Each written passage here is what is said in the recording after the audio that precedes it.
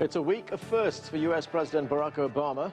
When he set foot on Cuban soil, he became the first sitting United States president to do so in 88 years. And at his next stop, Argentina, Obama will be the first to discuss bilateral relations there in nearly 2 decades. It's all part of a larger strategy to rebuild normal relations after long periods of estrangement with many Latin American countries. But so far, the thaw in relations with Cuba doesn't seem to have yielded much in the way of improved ties with the region. Later, we'll talk with several Latin America experts. Among our guests, the former Mexican ambassador to the United States. But we begin in Havana with CCTV's Michael Voss. And Michael, by any measure, this was a historic trip to Cuba by President Obama. But what substantively did he accomplish?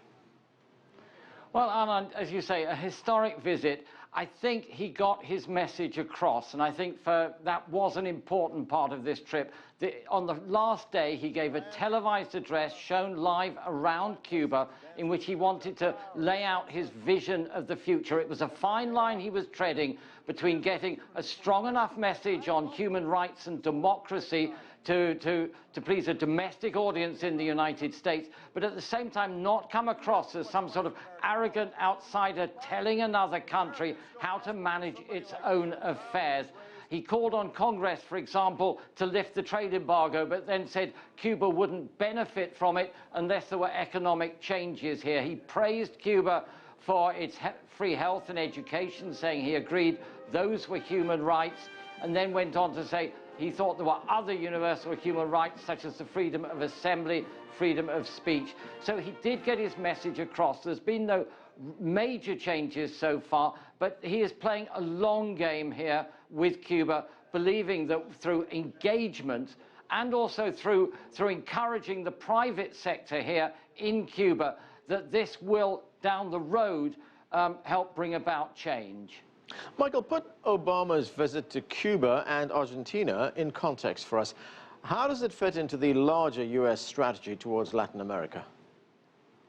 Well, for decades, Cuba had completely ruined the U.S. relationship with the rest of Latin America.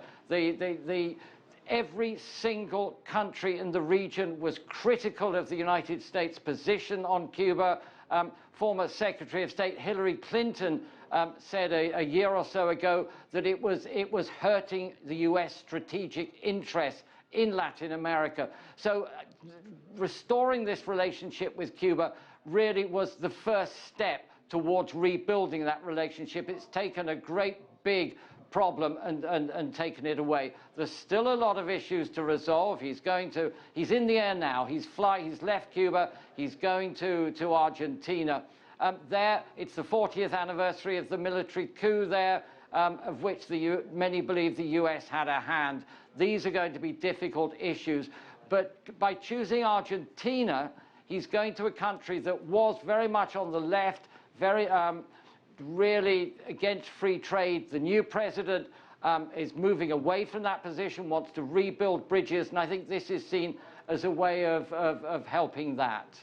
Thanks, Michael. That's CCTV's Michael Voss reporting from Havana.